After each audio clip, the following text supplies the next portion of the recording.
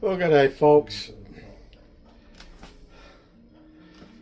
Another busy day I've had today, in between looking after the missus as well. You know, I haven't neglected her. I've been doing a little bit of work on my racing rig, as some of you probably know. Not all of you would be interested, but that's what I've been doing. I finally got it right, and I came up with some ingenious ideas, and it didn't cost a lot to fix it, about $30 for the steel. I went and bought the steel on Thursday, and I made one part yesterday. Well, I made 1.5 parts yesterday and fitted it, and I finished the other one off today. And what it's done, it's made the steering wheel in the right place for me. It's in the perfect place. Everything's solid now. Nothing moves. It's a very heavy unit, the base for the steering wheel, because all the components are in there. Everything's in there, and it's a direct drive. It's not a belt drive. So, anyway. I've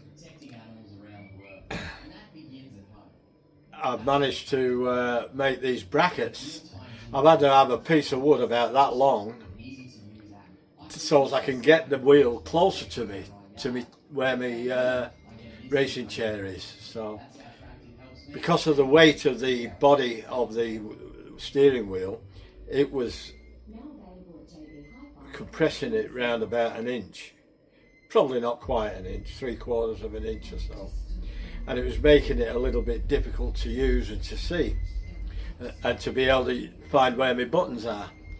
So, and I didn't like it bouncing around. It was bouncing around a fair bit. So I've made that rigid. I've got it dead flat, and it's sitting perfect now. Anyway, that's enough of that. I'll put some photographs on my post. If you want to have a look at them, that's fine. But I've been racking my brains out since last night what I can make for tea tonight. Last night we had crumpets, that was it, and some baked beans, and because I had a busy day yesterday as well, plus Thursdays and Fridays it's my 2 shopping days, and I take Beryl out and I let her have a look round and before we start shopping. And what I do, I have to go out twice. I go out in the morning on my own, get all the heavy stuff, the milk, any soft drinks, cordials, or whatever, tin food. You know, some of them tin foods are heavy when you're buying a lot, tins of soup and stuff like that. And pads of butter, I had to buy 3 pads of butter, 3/4 of a kilo. And well, actually 1.5 kilos, I think. I'm not sure now. They're quite big slabs anyway. I think they're 1/2 kilo slabs. So I bought 3 of them, and they're heavy, you know. And I always buy a big kilo block of cheese and things like that, you know.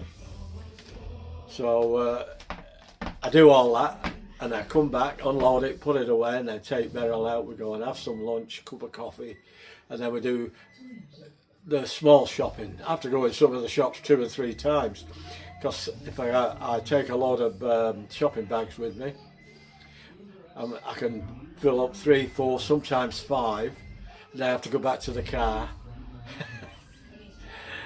and leave them in the car, and then bring Beryl back because she's on a wheelchair, and then bring Beryl back. I have to push her to the car, bring her back to the shops. And sometimes I have to do that 2 and sometimes 3 times. So I have my work cut out. When I get home, I'm absolutely exhausted. That's why on a Friday we have a takeaway, and this week we had KFC, and it was bloody lovely. I haven't had that in a long time. And because it did go off a bit, it wasn't the best. They must have upped their game, because this was fantastic. And for $49 we got a massive feast with 3 big large chips and 18 chicken nuggets and a bucket of chicken. God knows how many pieces of chicken. We couldn't eat it all. We had it for lunch yesterday. So on Friday, I usually cut the workload down because I've got to get some time to myself. Anyway, I'm not going to rabbit on. Now, I've been racking my brains. A little while ago, a few days ago, I made a roast leg of lamb, and we didn't eat it all. We've had sandwiches off it. We had a dinner, and then we had sandwiches off it, and I made a load of gravy, and that's what was left of the gravy, and I put that in the freezer, and I've just defrosted it all now, and I'm going to make, which I've never made before, and there's no real name for it, so I don't know what to call it. So I've made a name up. It's called lamb potato hash with veggies. And it's a matter of using up stuff that I need to get rid of, because I can replenish, and I'll show you, I'll talk you through it now on what I've done. I've done a lot of the peeling, and see how we go. Right, as you can see, there's a lot of taters there. So now potatoes oh, I keep moving the stand, and I don't need to. I can use me thing in that silver paper. That's how much lamb is left, and I've took the bone out. So now I've got onions and carrot in the pan. I'm just going to turn that on now, and while I'm talking, and now here I've got sweet potato, pumpkin. These were whole beans, and I've cut them into three each. They were really long beans, so I cut them into three. And I've got some cauliflower. I thought I had some broccoli, but I haven't, so I'm going to put some peas in.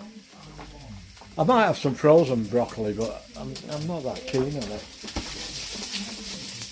So what I'm going to do now, I'm going to just get this started. Then I'm going to try and, I don't know how I'm going to do it. I don't know whether it will just flake off or whether I'll have to chop the lamb. I don't know. I'm not quite sure. But here we go. Dennis, learn how to use this tripod, will you? It's brilliant. Now, get the spoon. I think Sheep Unit will like this one. Australians call maroon, and it's because it's double O. And they always call it, it's the colour, maroon. So I'm going to call this spoon a spawn. What do you reckon, Sheep Unit? I don't know where they get maroon from. But I even use it myself now because they won't know what I'm talking about if I say maroon. A lot of people will, but a lot won't. So I've just got to soften these now. Make sure I've just got some onions and some avocado oil in there. And I got a big surprise tomorrow night for tea. So I'm going to keep that a secret till tomorrow. Because I've got to nick out now. I thought I had something in, and I haven't. I have, but they're not the right things. I've got them in, the things I thought, but they're not going to be. And I'm just hoping I can go to Nisbet's tomorrow and get what I need. Because I need 6. But that's all I'm going to tell you. And I'll bring you back as I add stuff. All right.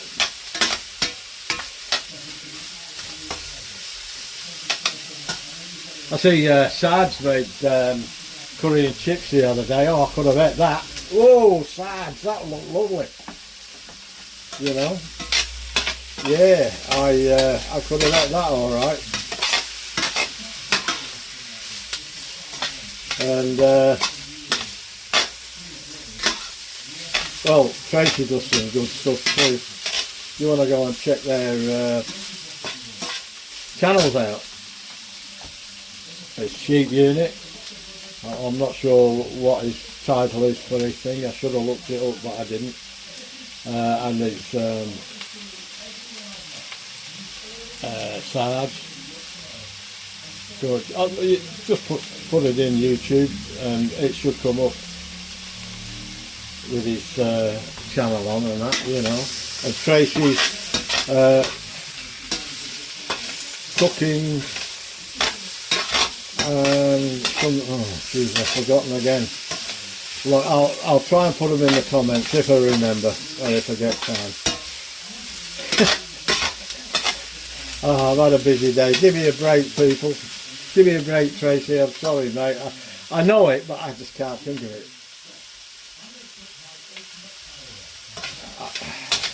Anyway, you want to check her out. She's some great stuff. Really down to earth cooking. Sarge is a bit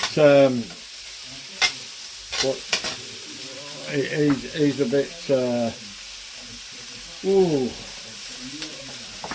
and I don't mean it as an insult either, Sarge. He's a little bit gourmet style, if that's the right word to use. But he's very adventurous, and I suppose he does a lot of curry dishes. So I take it a lot of them are from India and Thailand and places like that, you know. But they're mouth-watering, some of them. And he does some other good stuff too. Anyway, I'll bring you back. That's not far off now. So I'll bring you back when I'm ready, and we'll see what happens. Here we are again. Right, Tracy, I think I've got it. Tracy's Cooking Allotment and Vlogs. Go there and see her channel.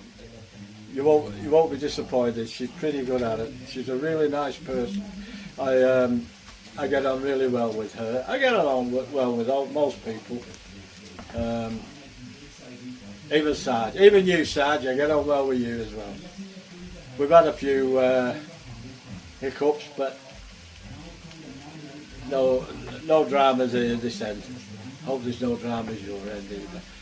We'll let us say what we like, you know, as long as you're not rude. And I try not to be rude either, but I get to the point. I can upset a lot of people, but that's nothing. That's life. I'm actually put all the veggies in now except the sweet potato because that doesn't take long. And I'm going to put the gravy in now, so I'm going to show you that. And we'll have a bit of a look here, and we'll go down, and we'll zoom in.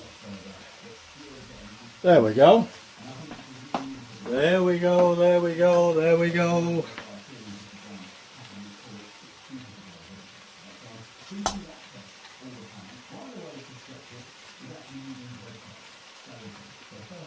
That is a beautiful gravy. I wasn't going to throw that away.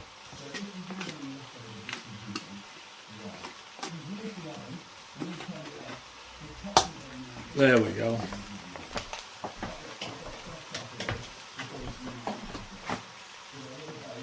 Right.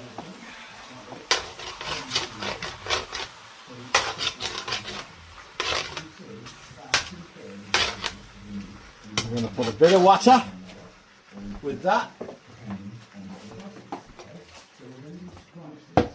to make sure the potatoes get cooked, and then it can reduce itself again. Because I'm running on early, I don't normally even start till the last half 5. It's only 25 to 6.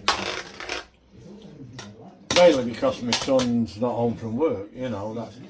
When we was always all working, and we always working local, and Beryl was doing the cooking, we were always eating for 5 o'clock.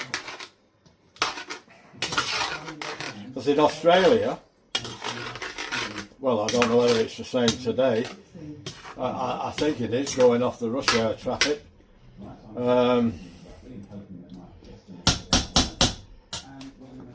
They used to finish at 3 o'clock, and they used to finish in segments, like one load would finish at 3, then some would finish at 3:30, then some would finish at 4, right on through to 6 o'clock, depending on who was working overtime and doing that sort of thing, you know.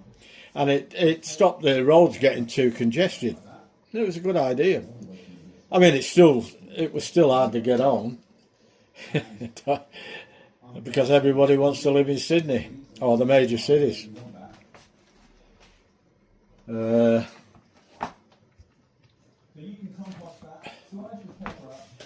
Anyway, I'll bring you back in a bit, and I'm glad I got Tracy's right. I just had a look now, and it's Tracy's Cooking Allotment and Blog, and she grows. You want to see the stuff she grows? It's unbelievable. And Alan is another guy. He's got his own allotment, and it's massive. I don't know how they get time to do it. I've had a strawberry farm. I had 11 acres. I know how hard it is. I know how bad it is to keep a property going like that, you know. And these guys are on allotments, but they're big allotments. I'll tell you, they're unbelievable. Anyway, I'm going to shred the meat. I hope I can shred it. If not, I'll have to chop it. And we're going to have it's a bits of this. I call it a bits of dinner. A bit of this, a bit of that, and a bit of the other. All right, I'll bring you back in a bit.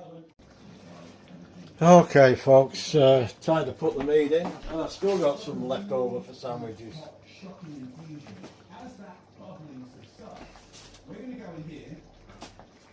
I've had to chop it. It didn't shred. Mind you, I didn't try. Right. I thought it was easier just to chop it. Have a go with that.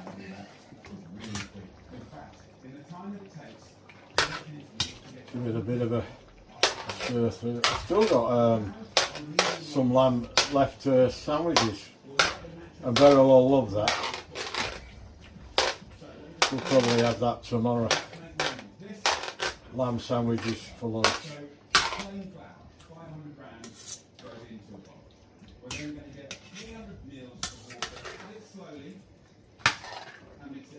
I've just put the sweet potato in.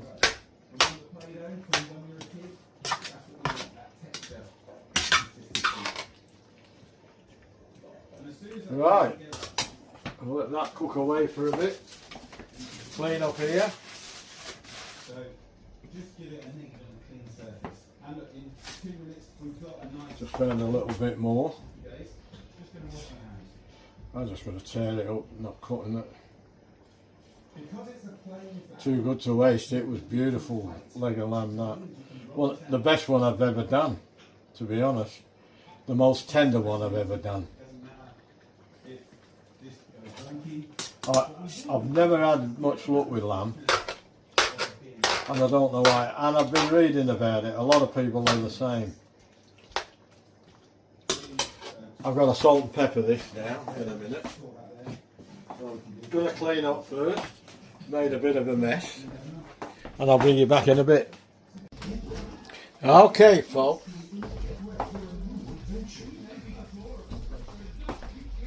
It looks like it's done. I've got to just put some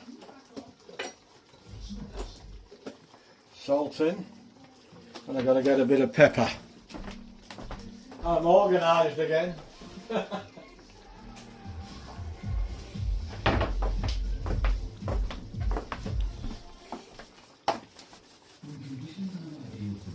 Can't put too much pepper in because my son don't like it. Oh, he likes pepper, but he doesn't like it too much. Nice and thick. Well, looks alright, doesn't it? Right, everything's cooked. Put pepper back.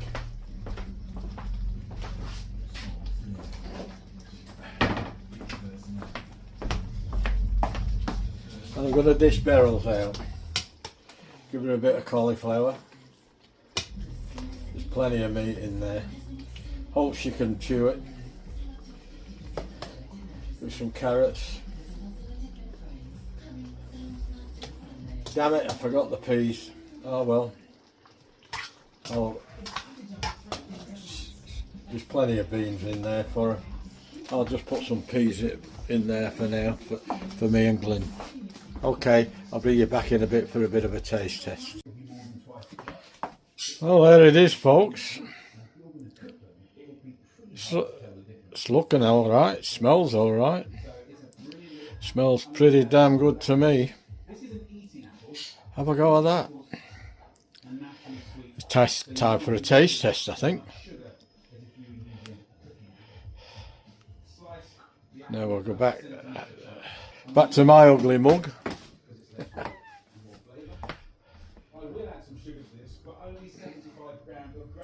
There we go, folks. A tater.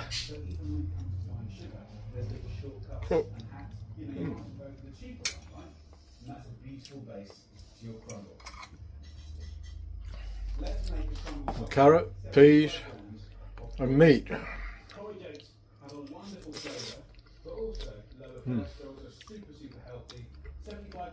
An onion.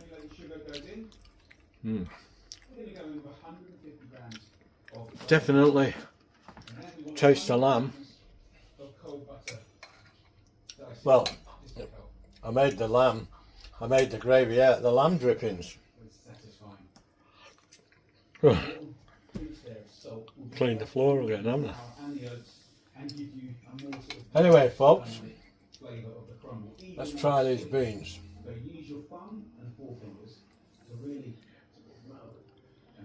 There we go. You're not making a dough, you're sort of making the large sticky breadcrumbs, you know, that's kind of the vibe we're going for. We have the ability at this point to add things like flaked almond, bit of cauliflower. My favourite biscuits, but you know, on a budget, you have to be clever about where we choose to spend our money. And I really wanted to give you some vanilla ice cream. It's alright. Your hot, bubbling crumble. So if you look at the texture here, it's quite loose, but there's little chunks. And I like I was a bit worried about that because I was hoping that it would be cooked, and it is. 200 degrees Celsius, which is 400 Fahrenheit for 25 minutes. Cooked beautifully. Anyway, that's the made up dinner. That's my, for the sake of a name, my lamb tater ash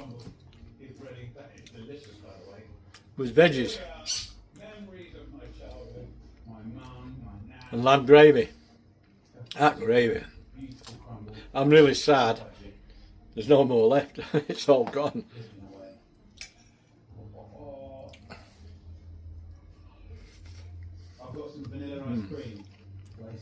Alright, folks. Catch you in the next one. Enjoy the video. If you did, please leave a like, share, leave a comment, let me know what you think about the lamb tater ash. Do you do that? Sometimes you just got to do stuff like this just to use up bits of this and bits of that, you know. That's why I call it a bitzer.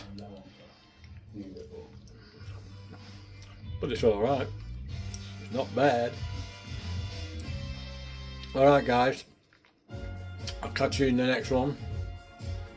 Be good. Be safe. Stay warm. Bloody freezing in Australia at the moment, guys. And apparently it's been snowing not far away.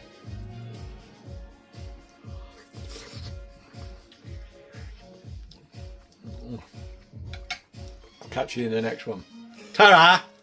Ta-ra for now.